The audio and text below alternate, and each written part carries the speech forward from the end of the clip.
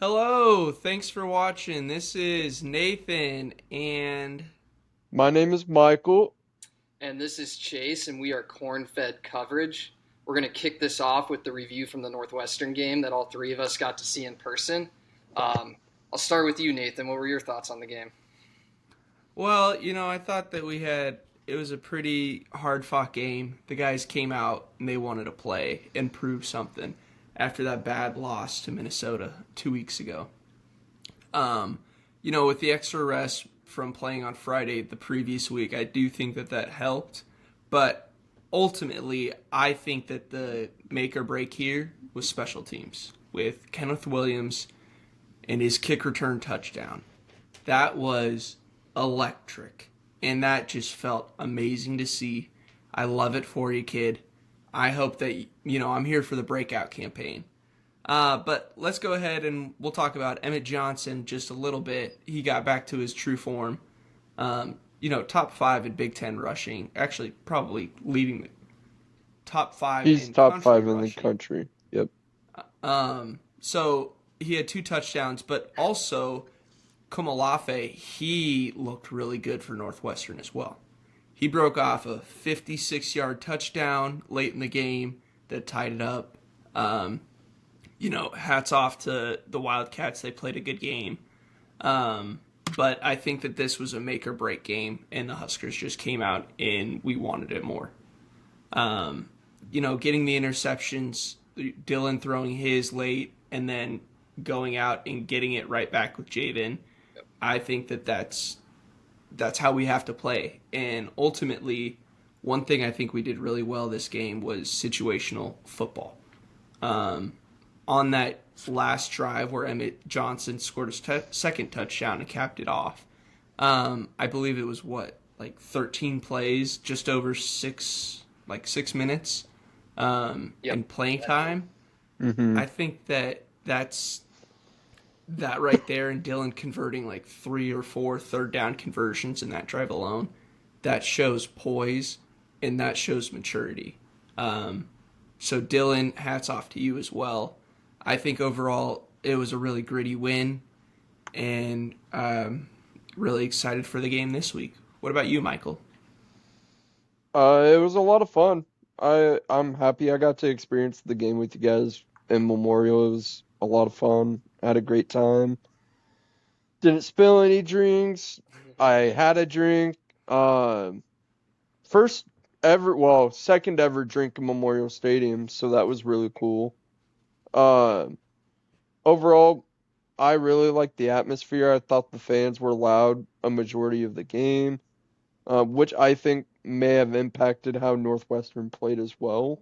Just because I don't know if Stone had ever played in Memorial before. So, Mm-mm. and where I was going with that is I think the atmosphere played into him throwing that pick to Javen because he literally threw it right smack dab to Javen, and Well, and they it also might got have the just been a holding penalty misread. right before too. Yep, yep. Now, the one thing that I've never experienced was when the refs gave Northwestern that first down when it should have been turnover on downs, and then the entire stadium started chanting, "Fuck you, refs," or "refs you suck," or something like that. Yep. Bro, that was an experience for sure, and it was well deserved. I mean, there were missed calls all over the place. But ultimately, the offense came out and battled and battled and battled along with the defense. It was like a what's the word I'm looking for? Not situational. They played all three levels of football really good. Yeah, Special all three teams, phases. defense, and offense. So Kenneth Williams, I'm so happy you finally got your touchdown this season, and congrats to you. That's awesome. And First, but not the looking last. looking forward to many more. And Emmett Johnson just scored 2 touchdowns. He looked like a workhorse. Looks like Dana finally understood the assignment that we needed to run the ball a lot more often. So that was cool to see. And Dylan was dialed with his passes besides that one pick.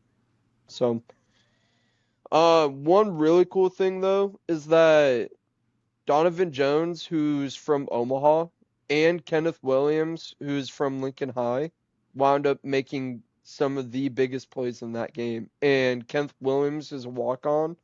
I don't know if Donovan Jones was a walk-on or if he was a scholarship player, but still really cool to see.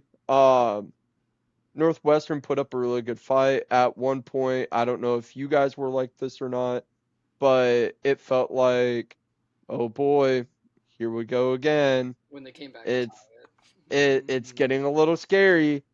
And then then yeah. Nebraska just locked in and played smash mouth football. What about you, Chase? Not until after throwing that interception. Yeah. On Right. third. Sometimes we need some adversity for our team to wake up sometimes late in the fourth, I feel like. But yeah, I thought it was a good win after the Minnesota win. You could tell we wanted to come out with that taste out of our mouth. We got an opening drive touchdown, which was huge. So then our defense could play a little more free and loose. And kind of what Nathan said too. I think we won the game off of how we came out in the second half. We got that kickoff return for a touchdown. And then right away, we force a pick. And we score another touchdown. We go up 21-6. Northwestern does come back to tie it. But something about the way Matt Rule has these guys fighting, they don't give up. They make the plays at the end of the game they need to do to win football games. And it was a big win because going into it, I was thinking, if we lose this game, it could kind of tip this season. And who knows what could happen because Nebraska fans sometimes can get a little impatient. So it's good to get one on the board. And now we get USC coming in wearing our all blacks, and anything can happen, especially at Memorial Stadium. So, good win. Especially after Halloween. Yeah. Halloween, blackout. The stadium's going all in on it. Have black flags everywhere. I like that we're going all in for it too. Me too. I hope we get to see something on the field. It would be kind of something to see a blacked out end zone or a blacked out logo. I feel like they might do that, We'll but see. it'd be cool if we got a chance to go to the I'm holding game. my breath. It'd be cool if we got a chance, but I'm not trying to pay $150 a ticket. I'd rather the tickets be that expensive. Yeah, I'd rather Yeah, those. please, I'd if rather you're going those. to the game, please wear black. Yeah, please wear Do black. not wear red. Whether you're 5 years old or you're 80 years old, show up there in a black shirt. That's all we need. It's going to be cold anyway, so winter jackets are oftentimes black, so you can have that on. Yep, Mhm. yep, exactly. Little black with a red N on it or something. That'd be great. If you got a white coat, just take a black Sharpie and color it black at that point. But let's not go ahead and get too far ahead of ourselves. We still got to talk about the rest of the CFB slate from last week. Michael, how'd your game go last week? So actually, Chase, can you go? Want me to go first? Yeah, can you go Sorry, ahead we'll first? dish. We called an audible. My favorite pick of last week was Iowa State over BYU. That did not really go over very well. Iowa State was playing how I thought the game would go the first half and the second half. The wheels just kind of came off, and BYU's magical season continues. I don't know if I'm completely sold on them on being like true contenders, but right now it's looking good for them winning the Big 12, being the last undefeated team left. So good on BYU. And then the other game that I caught late at night was the Texas A&M LSU game. I like to start by saying I think A&M Bye, is Brian Kelly. pretty impressive. They just put up points like no other. No one's really stopped them besides kind of Auburn, but they can win defensive battles too. And Texas A&M kind of looking like a juggernaut right now. Marcel Reed is super good at throwing the deep ball. Their coach is offensive mastermind is what I've heard. So he's calling up good plays, and they're just really hard to stop right now. And it, like Michael kind of alluded to there, led to the death of Brian Kelly's tenure at LSU. And you got a $50 million buyout, and it leads to another coach on the fired wall. Mm-hmm. I would like to say that I told the viewers last week that he was coaching for his job this week. You did, and he did not coach hard enough. Nathan, to think LSU was your SEC champ, too. Oh, the Tigers have fallen. But also, I can also say that I've been wrong with the Penn State pick as well because I had So them was in the I. playoff. I also was. So I do think that that game, Marcel Reed, that first touchdown when he just ran in and oh my gosh, he's so athletic. It's great to watch these quarterbacks in the SEC, but I would say that it has been a little hectic also at times for the SEC. Two coaches or three coaches already fired Yeah. in conference, and it's Arkansas, what we're on LSU, we're Florida. going on week 10 right now, I believe. So that's definitely not something a lot of people had on their radar. I had Penn State getting over their hump this season. We both Um, did. so I was wrong with that, and I was wrong with the Tigers. Respect to A&M, and the only person I don't like in A&M is Trev Alberts, you little snake. So it always hurts to see them succeed, but it's good for college football to see a team like that. Nussmeier just not doing enough. Maybe that starts with Kelly, and who knows? Maybe they'll perform like UCLA did and play spoiler late. But yeah, A&M is the real deal. They look like. But yeah. No, that game, the LSU A&M game, LSU just looked like they were falling apart mid-game. Their defense couldn't stop A&M at all. So, No, and especially not that second half. Like they actually had a lead at halftime, and then Texas A&M came out and scored 4 straight touchdown drives after half. They just look dead in the water. Yeah. I wonder what happened at half in the locker room during that game then. Like why It's, I wonder why the boys came out flat. it could be part of what led to Kelly getting fired Yeah, that's mid-season. true. Like just Um, locker room stuff. but also another pick, or I guess the pick that I had last week didn't go over too well. The Jayhawks kind of had belt put to ass by the Wildcats. They lost the 17th straight in-state rivalry. I thought this year was the year that they were going to make it different. So hopefully none of you that were watching put too much money on my picks last week. I will try to be better. But, I just think Avery Johnson kind of proved a point to not only me, but to the national media that he's a solid quarterback. 2 rushing touchdowns, 2 passing touchdowns. Really solid play. But they only punted 4 times all game. So I don't know what that goes to say for the Lance Leopold and their defense over there in Lawrence.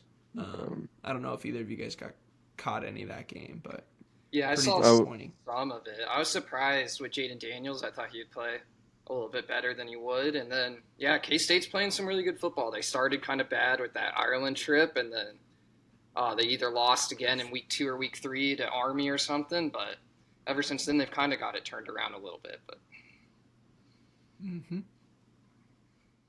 I Michael, how'd your game go? I went undefeated. Ole Miss ended up beating Oklahoma like I said they would. I had a couple of doubters on our show last weekend regarding that pick. Um, but Ole Miss looked great. I figured they would win. Unfortunately, that game was at the same time as the Nebraska game, so I really couldn't watch it. Um, but as I'm just looking at it and the yards, Chambly had over 300 yards and a passing touchdown. Ole Miss in total had 116 yards and 2 rushing touchdowns as well. Mateer played a solid game. He threw for 223 yards and threw for a touchdown. And Oklahoma ran for 2 touchdowns as well. So, I mean, it was a battle, but they lost a fumble. And, when you lose the turnover battle like that, it can be hard to win games, especially in one-score games like that. So, I'm just happy I went undefeated there. And Lane Kiffin is looking primed and ready to try and win the SEC this season. What about you guys? Did you see any highlights of that game whatsoever? A little bit. It seemed like a good game plan by Lane Kiffin. Kind of found ways to attack this Oklahoma defense that Michigan couldn't exploit them when they played them. And maybe I kind of overrated Oklahoma's defense a little bit from that Michigan game because I thought Ole Miss looked really good. They were able to move the ball all day. So Ole Miss still looking good with their only blemish, I think, to Georgia, if I'm not mistaken. So they're having a pretty good season, and who knows if Lane Kiffin will be there next year or not. But Yep. I agree. I was on the Oklahoma side there with their defense. I thought they were going to show out, and Venables was going to have a really good game. Not to say that he didn't, but obviously when you don't come out on top, it hurts a bit. And even more so when you make comments about the opposing team, and then they get addressed after you lose to said team by the opposing head coach. And Lane Kiffin has always been, I would say, fiery with his words. He's one of my favorite coaches to watch. Sometimes he can be pretty petty, but overall I think he's a good head coach. And I think he's really good with the media. He has a way with them, that's for sure. He's very polarizing. But yeah, overall, great win for the Rebels. Chambly's looking solid, especially when he had to come in and fill in. So he's definitely showing out. But with that, why don't we go ahead and talk about the game on everyone's mind? Nebraska against USC at prime time this Saturday night. Chase, go ahead and start us off. What do you think the game's going to be looking like? yeah, prime time, blackout. We already kind of talked about it. It's going to be a great atmosphere here in Lincoln. I'm excited for the game. We get an opportunity to play a ranked team at home. We have not beat USC in a while. I thought I saw that somewhere. I don't remember the exact stat, but it's been a while since we've beat USC. Since the 70s. Since the 70s. They're coming in with a pretty good offense under Lincoln Riley. He's kind of been known as an offensive guru in the college space. Their quarterback's pretty consistent, and they got 2 stud running backs, and they got a wide receiver that's supposed to go first, second round in the NFL draft. So they're going to be bringing some star power that I think could be hard for our defense to handle at times. Our pass defense has looked really good, which is probably what USC – they can do both, but I'll say that that's what they're better at is probably passing the ball. So they're the number 1 passing offense in the country, and we are the number 2 passing defense in the country. So it will be a very good matchup in the secondary.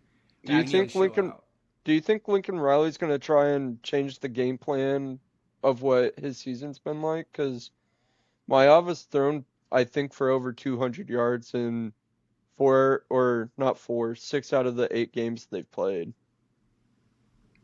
I think he's going to try to play his own game, similar to what Fleck did up in Minnesota. Yeah. I think he's seen how to beat the Huskers. I think they'll come out trying to establish the run, do some play action, get Mavia kind of in a rhythm. But kind of what I was going to go into a little bit is ways to win the game. I think we need to come out and get a lead early. I think that'll help our defense a lot and alleviate some pressure off of them. Is hopefully Dana has a good first 15 play call so we can go down there, get a touchdown, go up 7-0 early, get the crowd into the game. And then other than that, I think we're going to have to score points. I see USC putting up points. I think we're going to have to score 30-plus to win this game. So we're going to need a Royola masterpiece, but I think he can do it. We got the wide receivers. We got the tight ends. Their pass defenses gave up yards, even if we just got to do it 5 yards at a time. Control clock. I think Nebraska can pull off this win. I think there's some matchups that we can exploit. But to be honest, for my prediction before the season, I had USC winning this game. I think I'm going to go USC 34-27. But don't get me wrong, I'm going to be rooting Huskers hard. I think we can win. I think there's a path to win this game, but it's going to be – I think our offense needs to put up 30-plus. Yeah. That's fair. 30-plus, force some turnovers. Especially against a coach like Lincoln Riley. Yep. But it's going to be cold. It's in Memorial. USC hasn't always traveled the best in their only year and a half in the Big Ten so far, but they've dropped some games coming to the over here to the Midwest. So we'll see.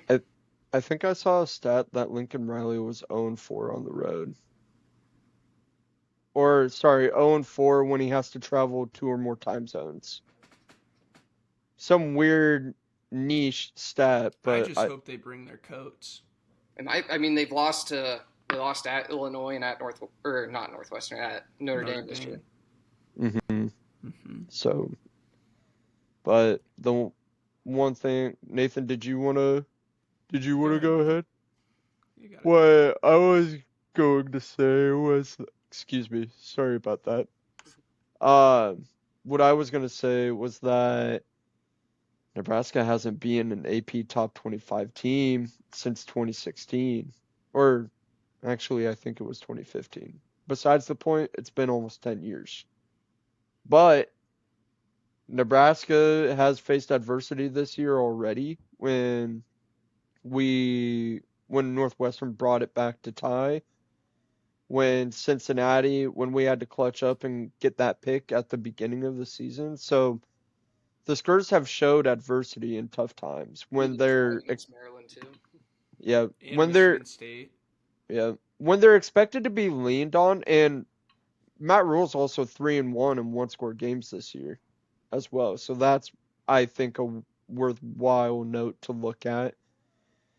Considering we haven't been, I believe, positive in one-score games at all in the last 5 years. So what I'm doing is I'm just kind of laying out the goods and the bads for Nebraska football this season, or not even this season, this weekend, because we're not predictors. We don't know the game plan for either team, but the Skurs, there's a path to win it.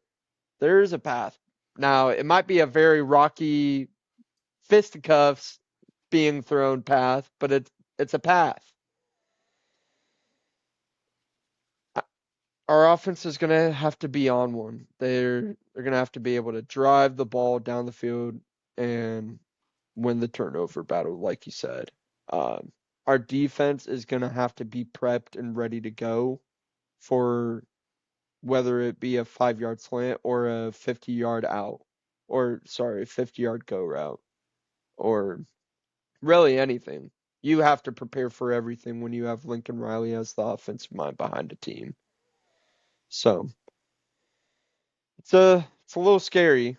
Um, I do believe Nebraska wins this game. However, I think it's gonna be like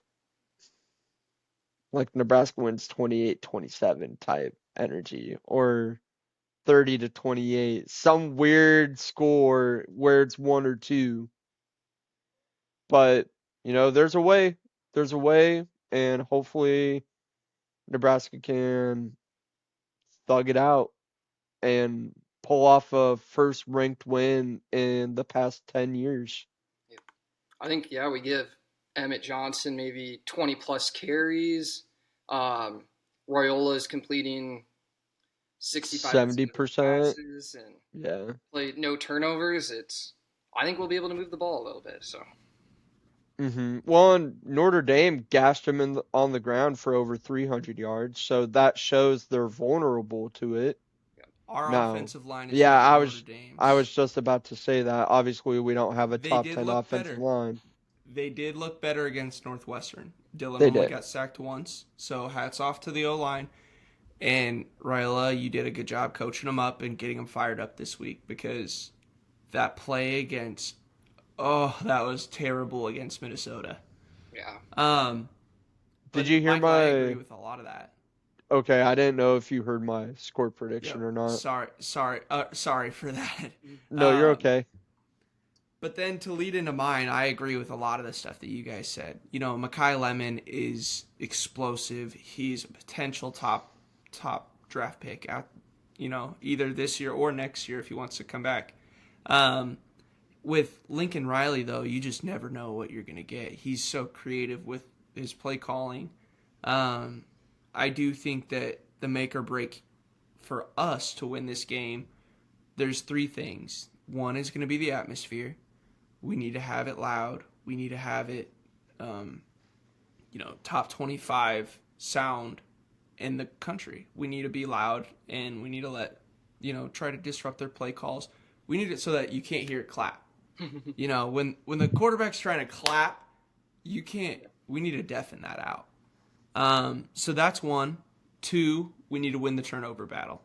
I think that Dylan he's made leaps and bounds in his decision making, but with that being said, we still do turn over the ball.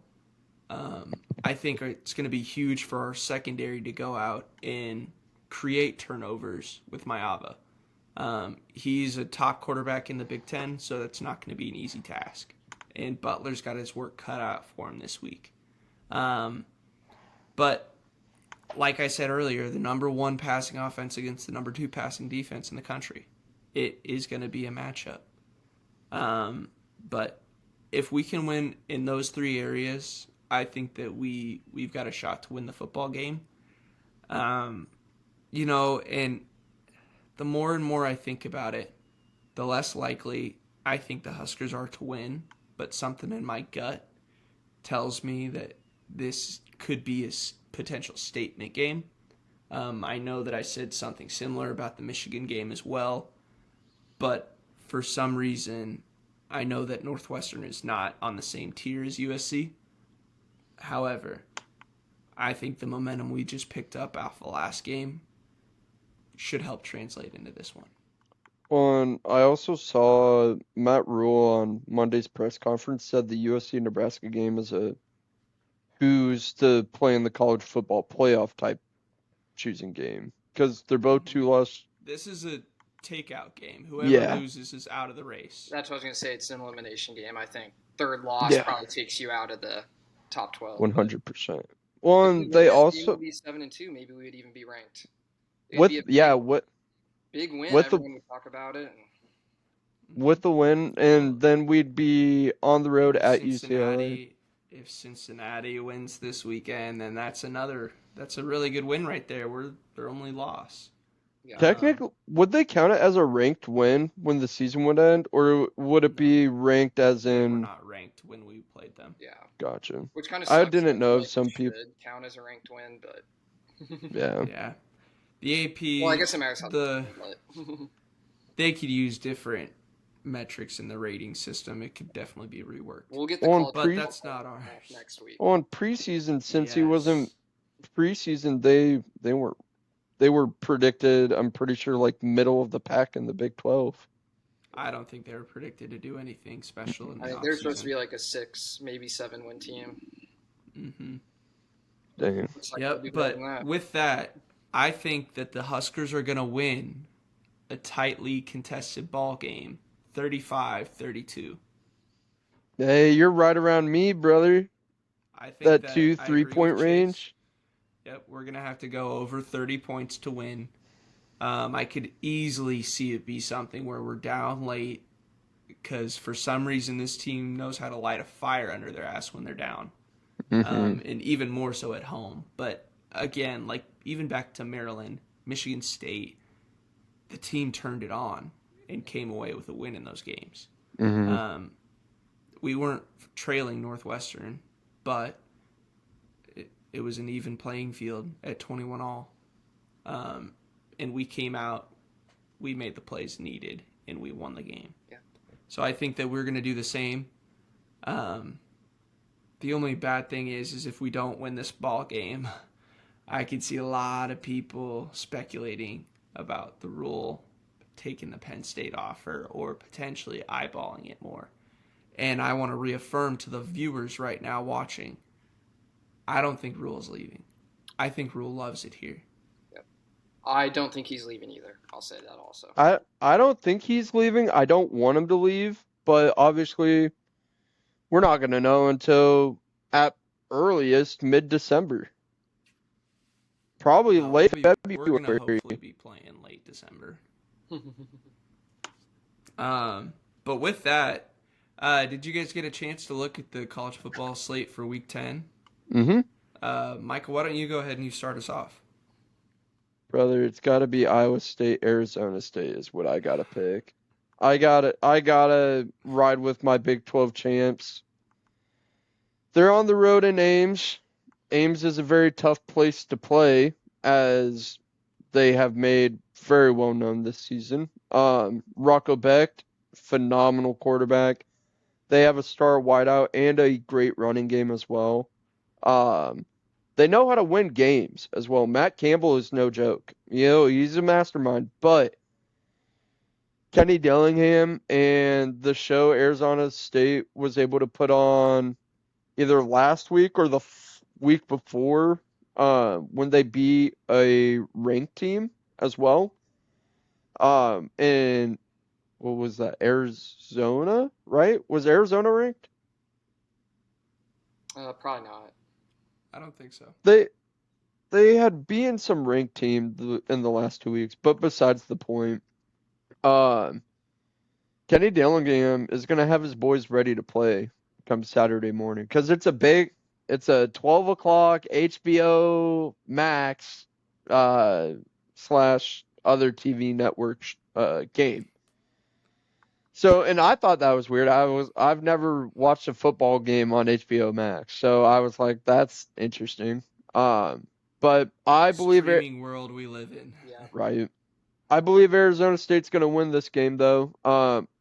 I think last I looked, Iowa State was favored -2.5.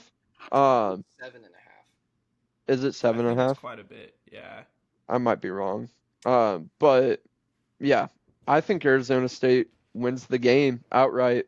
And I was undefeated last week in my college pick, so if you guys are feeling frisky to our viewers watching the game, or watching the pod, sorry, feel free to throw a couple dollars down on Arizona State. Thank me later.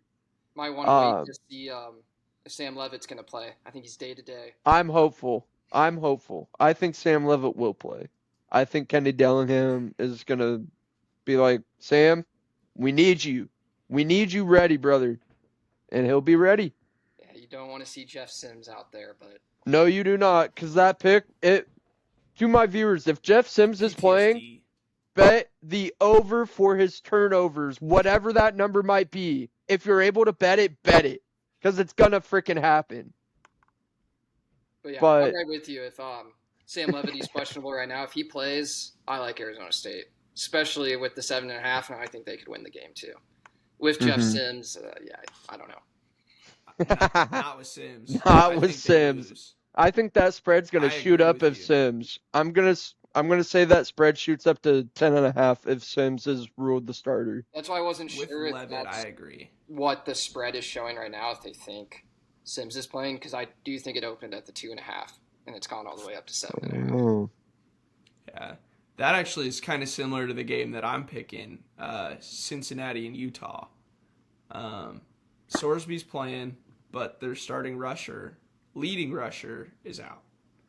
I believe it's jumped all the way up to 10.5 right now on some books. But give me the Bearcats. I like the points. I think that Sorsby's shown that he can facilitate the ground game when he needs to. He did it against us. I'm sure he'll have no problem doing it against the Utah. But we'll see. So definitely give me Cincinnati plus 10.5 at Utah. And then You think they my win? other pick. Yeah, I could see him winning outright. I would say it's going to be a close game regardless. Probably 3 or 4 points. Yeah. But yeah, give me the Bearcats money line or outright. I personally, I want Money line or points. outright are the same. Money line or points. That's what I meant. Sorry. All good. But yeah, I'll take either the points or the money line. But personally, I want points. My other pick, I really like Tennessee money line against Oklahoma. Oklahoma kind of reeling after that Ole Miss loss at Neyland Stadium during a blackout. That's no joke. And now they're going at Tennessee. Well, that's Neyland. Or yeah, whoops. I for some reason thought you said Naylord, and Naylord is That's Oklahoma Stadium. Oh yeah, that's Oklahoma. Hmm. So my bad about that. Well, and just Joey Aguilar is kind of balling.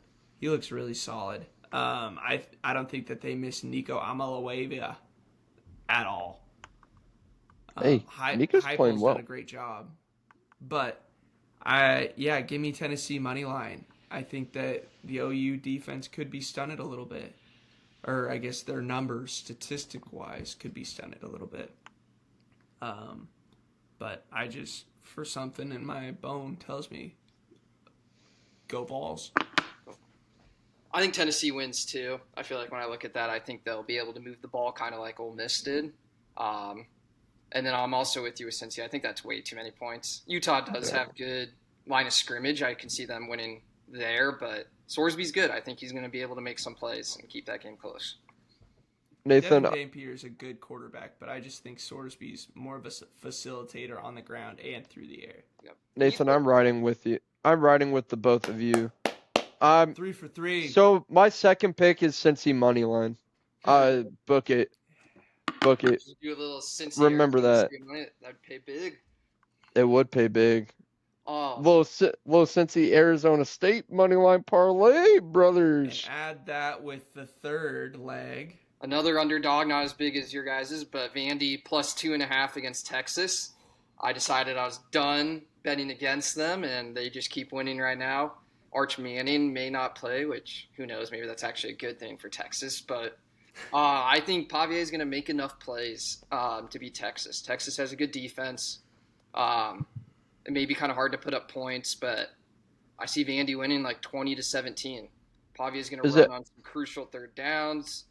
He's kind of got a little Baker in him, I feel like. He's kind of like the Baker of college football. He just a little shorter, but he makes the swag. Plays. Yep. He talks a little shit here and there. Kind of like it. And Texas's quarterback, if Arch doesn't play, they have this senior that played at Troy. So he's played before. It's not some young guy that's never played. So I think they will be all right with their backup. Sarkisian's a good play caller, but I like Vandy. I think they're building off of last season. This is kind of a magical run for them right now. Is it at Vandy? I'll second you with that. It's at Texas. At Texas. I think the Commodores win as well. Just because, the Longhorns have been looking a little shaky this year. And if you would have told me preseason that by week 10, people would be questioning, I guess I'm not in the Texas Longhorn message boards, but they could be. I feel like a lot of them are kind of wondering if Arch really should be the unquestioned starter at this point. Yep. So who knows what they'll go out and do in the offseason. But again, since losing to Alabama, I think that Pavia has had just a slight chip on his shoulder. And he took that loss pretty personal. He's been balling.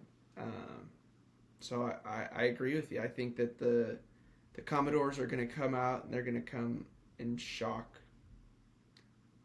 all the state of Texas. Yeah. It'd be huge. I feel like if Pavia beats Texas, even though they're kind of on a down year, I think it'd go big for his Heisman run too. Everyone would be like, Pavia takes down Texas. Yeah, I think Vandy's good. I mean, they even showed it against Missouri. They held Missouri to 10 points in a 17-10 win there. And I think they were the LSU game was kind of high scoring. So I just feel like but Vandy can also came out on top. Well, and they kept it close with Bama at Bama too. Mm-hmm. Yeah, and Bama's better than Texas. Away from them, but they had like 2 fumbles in the red zone about to score on Bama. So if they get those, then who knows what happens. Exactly. I think that if Vandy wins the turnover battle, they beat Texas. You just really got to be.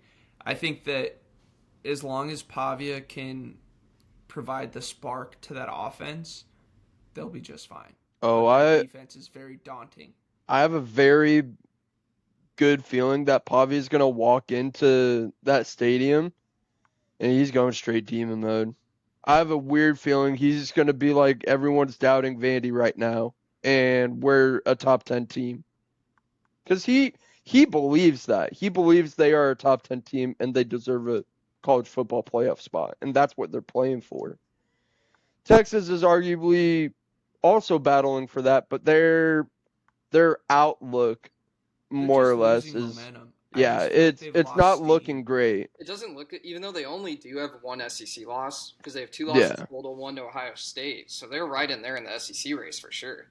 They beat Vandy. Mm-hmm. They still only have one SEC loss, but Wait, Texas is 6-2, right? Yeah.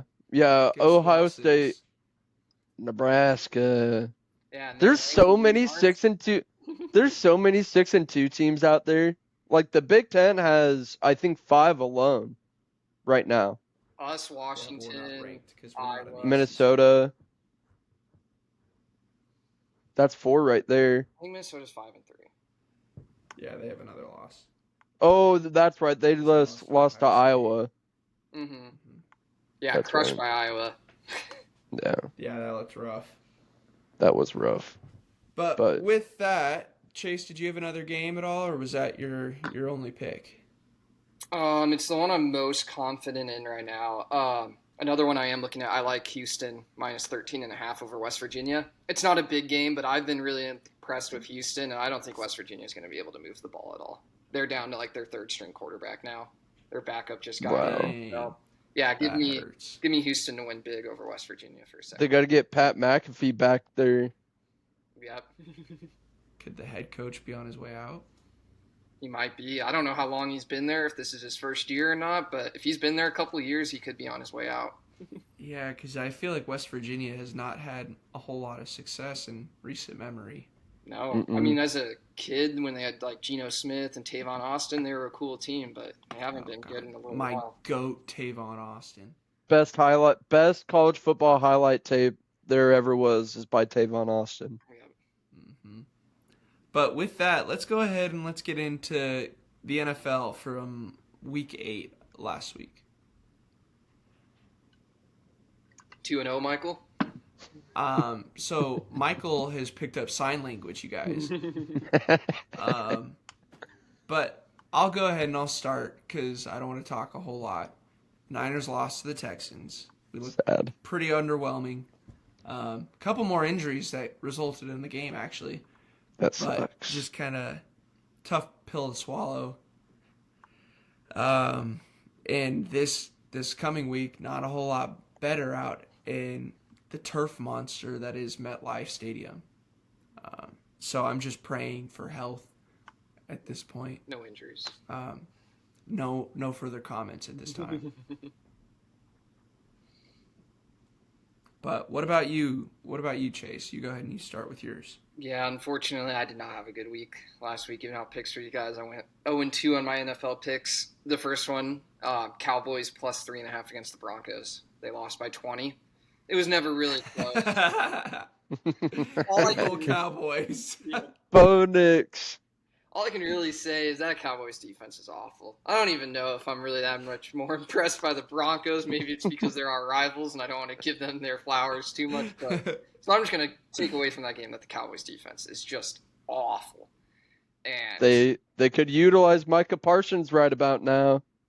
Yeah, but then you'd have to pay him. Ooh. yeah, I don't know. Maybe they'll get some young talent in there to help them last year because their offense is really good. They can move the ball on basically anyone. But if they face any offense that's average or better, they're going to give up 30 points. So yeah, they're not the best. And then the other one I had same exact spread, Steelers plus 3.5 against the Packers, and they lost by 10. It was looking good until half. Rodgers was up, and it just kind of came down to the start of the second half. The Steelers go 3 and out. Packers get the ball. They get to a 3rd and 15. The Steelers guy's in Jordan Love's face. He hits Tucker Kraft for a 70-yard bomb, and then they score on their next 2 drives after that also. So it was over then. Rodgers was melting down on the sideline. Yeah. And it didn't help. Rodgers was literally yelling at anyone and everyone that made a mistake on the field. He was vehemently pissed off. He was vehemently pissed off in the huddle. In his number. Dude, Aaron Rodgers' highlight tape literally showed him on, like, someone I don't know if he was trolling on Twitter or whatever, but he made a highlight tape from that game of just Rodgers melting down in the huddle or melting down on the sideline during that second half. Weren't the Steelers in the lead going into halftime? Yes. Mm-hmm. Classic Tomlin. I thought it was the classic Tomlin spot, but it was looking good for a while. Steelers defense was playing good to start the game, but yeah, just didn't end well in that second half. I'm ashamed to say the Patriots lost to that Steelers team. Yeah, you guys probably shouldn't have if there wasn't for a million fumbles, but because you guys like doubled their yardage. We don't talk about that anymore. We throw that to the past. How'd your games go? You went 2-0. What did you pick last week? Take a wild guess, Nathan. It didn't include the Niners. Were you guys playing a high school team? It felt like it. It looked like it. Cam Ward was not great. I'd love to play the Titans, too. So you guys played the Browns. I know. Yeah. The Browns didn't look great either. It was bad. I watched that full game, too, thankfully. Drake May threw for over 300 yards. 3 touchdowns. His QBR was in the 130s again. His completion percentage was over 70% again. He is everything that I wanted in a quarterback, and I'm so happy that he's looking like that. But Patriots look really great over the Browns, and we're, our strength of schedule. Really against the Browns. Our strength of schedule is really easy moving forward. I think the best team we play is literally the Bills towards the end of the season. Now, you get a step. So you guys are expected to go undefeated, right? I'm not putting that out there. I'm not putting that out there yet. I'm not putting that out there. You play the Bucs soon. You play the Falcons and then the Buccaneers. Those are your next Yeah. two games. And the Bucs are a scary team. They can be. So we'll see. When you play them, they're on a bye week right now. Yeah, I'm trying to think. I don't know if we play them next week. You though. play the Falcons this week, and then you'll play the Buccaneers. Gotcha. Mm-hmm. Gotcha. But then easy it looks like. We got 3 teams that'll give us a fight, I think. But in reality, you never know what's going to happen. So I don't want to put out that they're going to win every game because that's just making it out there so it doesn't happen. For all the viewers, I believe in karma or just like little things. So I'm not putting that bad juju out there. And then my injuries you wished on my team.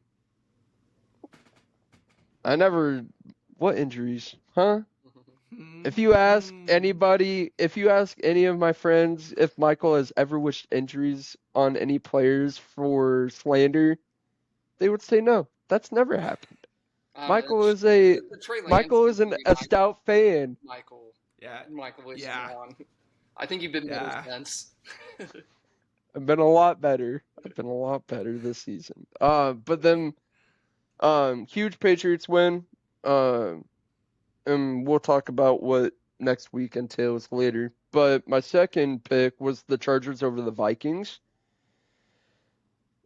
God, that hit. That hit massively. And I am so happy for the Chargers beating the Vikings when they were favored, but they were expected to keep it close. So the Chargers offense looked like I thought it would against the Vikings defense since they've kind of been struggling this year as well.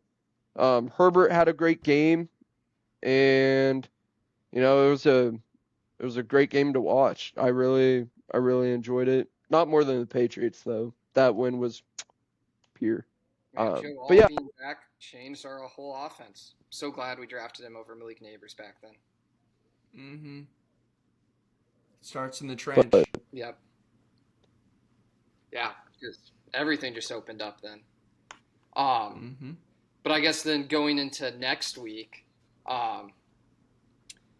one of the picks I like is one of your guys' teams. I like the 49ers -2.5 over the Giants. I really like the coaching on the 49ers. I think Saleh is going to have a good game plan. And without Scatterboo, they also lost Malik Neighbors a while back. I don't think the Giants have a lot of options, and I think the 49ers defense is going to suffocate them. And offensively, it is going to be a hard matchup. Giants have a good defensive line, but I think the 49ers will put up enough points. CMC will get his own. As long as he doesn't get hurt. Yeah. Good Lord, not on that turf. The Honestly, turf's I'm okay with just sitting everybody. Sit all the starters. You're okay with taking a possible loss? Take an L. Take an L. Oh, I would rather not lose CMC for the remainder of the year. he's your guys' offense right now. Is Brock Purdy's like 50-50 to play? I think he's day-to-day. It'll probably come out a little bit more concrete come Friday after he's got 2 practices because he practiced limited last week and he didn't come out to play. And honestly, again, I don't want him to come out to play if he's not 100%, especially not at MetLife. Hell, I don't think I want him to play unless he's 110 on Sunday this week, just because of how dangerous that stadium is. Yeah. But Kittle coming back. We'll see if Pearsall's back. Jawan's banged up. He played last week, so hopefully he'll be able to make the go again.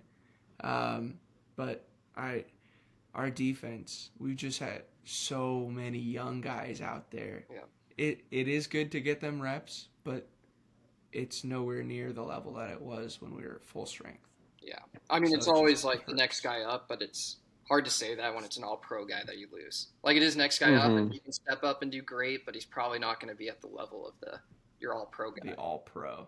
Yeah. The Niners have probably had the worst injury look this season, just from how many players We're- I've seen go us and down the for y'all. Us and the Ravens are up The there. Chargers too have been dealing with massive Chargers, injuries too. too. Buccaneers, I think, especially their O-line. Bucks. Yeah, Mhm. yeah, Well, Godwin your and wide receiver Evans. room. Yeah. And Igbuka. Is Igbuka hurting? He missed He's a been game for questionable. sure. Yeah, he's been questionable like the last couple weeks, I think. Dang. But Yeah. yeah, I think injuries just as a whole on this league has just been ravaging every It's team. been bad this year. Yeah, because like I was even saying, all the Giants' offensive injuries, but it is playing the 49ers and team that also has big injuries. So kind of makes it even, Yep. but I still think the 49ers. It definitely levels. That's why it's only 2.5. Yep. Crazy what it But I'll take it. could be if both teams were at full strength, because they both should be better than they are right now, but at least on paper. They've got a good defensive line. Yep. Dexter Lawrence might be the best D tackle in the league. They got Carter and Thibodeau's no joke. but then But- for my I agree with you on that. I like the 2.5. second game, I'm going to go another road short favorite. I don't know if this is the best strategy going these small road dogs, but I'm going to go with the Chiefs over the Bills, minus the 1.5. I think the Chiefs are going to get it done.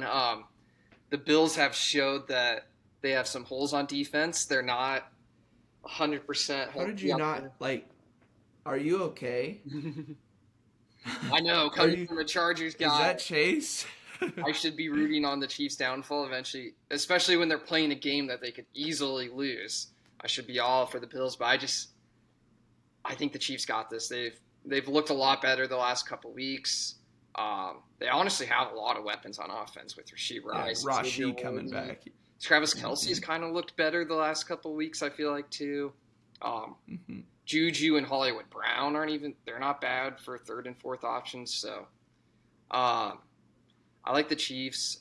Their run defense is doing pretty well too, so I think they'll slow down James Cook that just ran all over the place against the Panthers. Even though the Bills usually seem to win these regular season matchups against the Chiefs, and the Chiefs win in the playoffs then, maybe this year we'll see a flip-flop. I think the Chiefs will win this time, and maybe if they meet in the playoffs when the Bills get a little more healthier on defense, the Bills can win it. But, yeah, give me the Chiefs this weekend.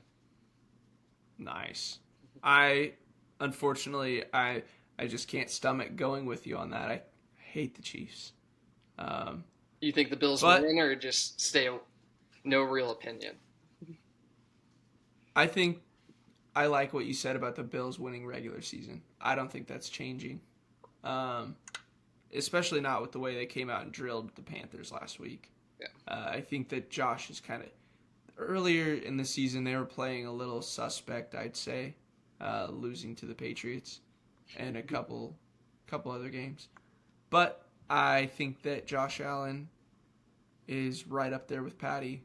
They're 1A, 1B in the league right now. So I'm just ready to watch a great football game personally. Yeah. Usually always a good matchup. I don't think they've played a non-one score game that I can think of. It's always close, and it always goes down to the wire or overtime. But with that, I'll go ahead and I'll rattle off my pick.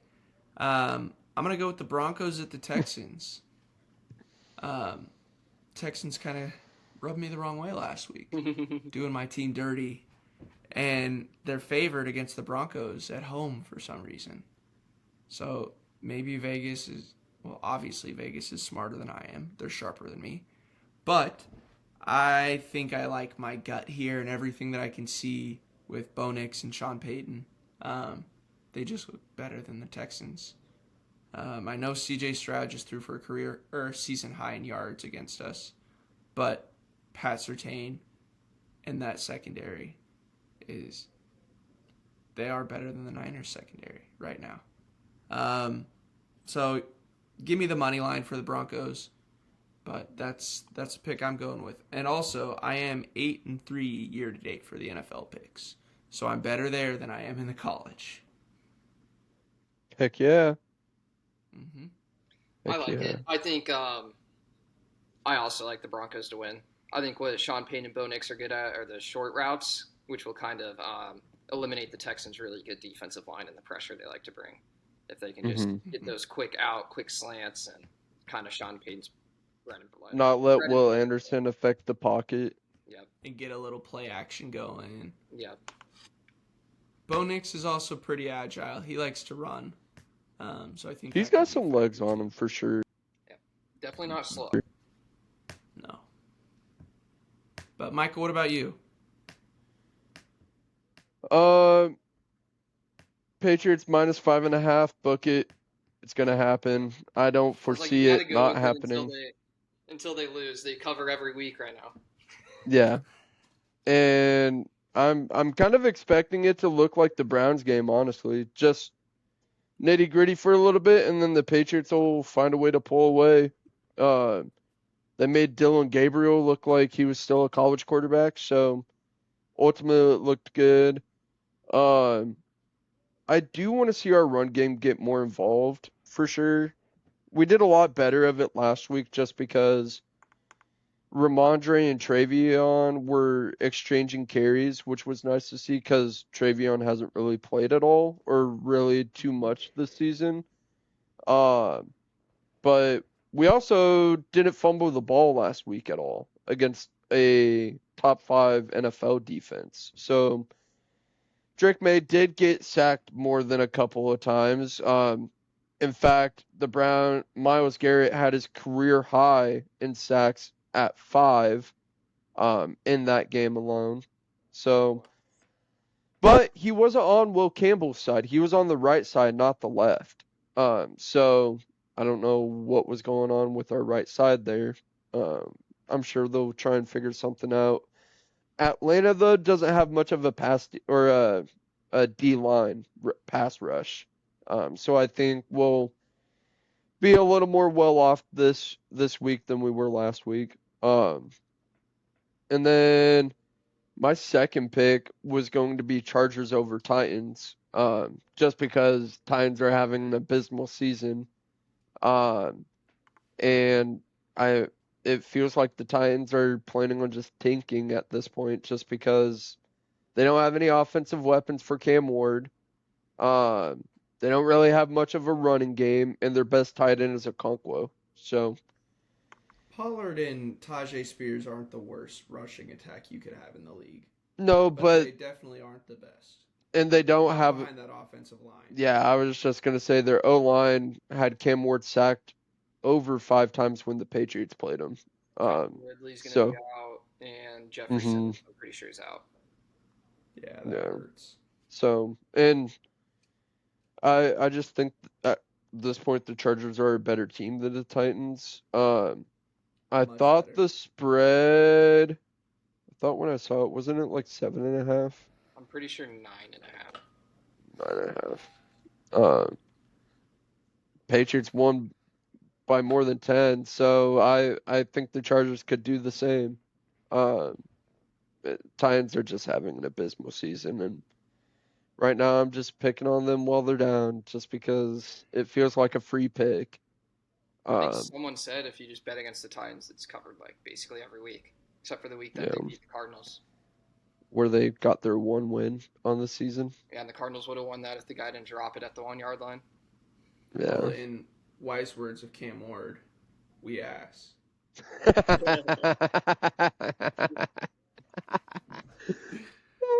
I do think that Cam Ward is a solid quarterback, but he is a good quarterback.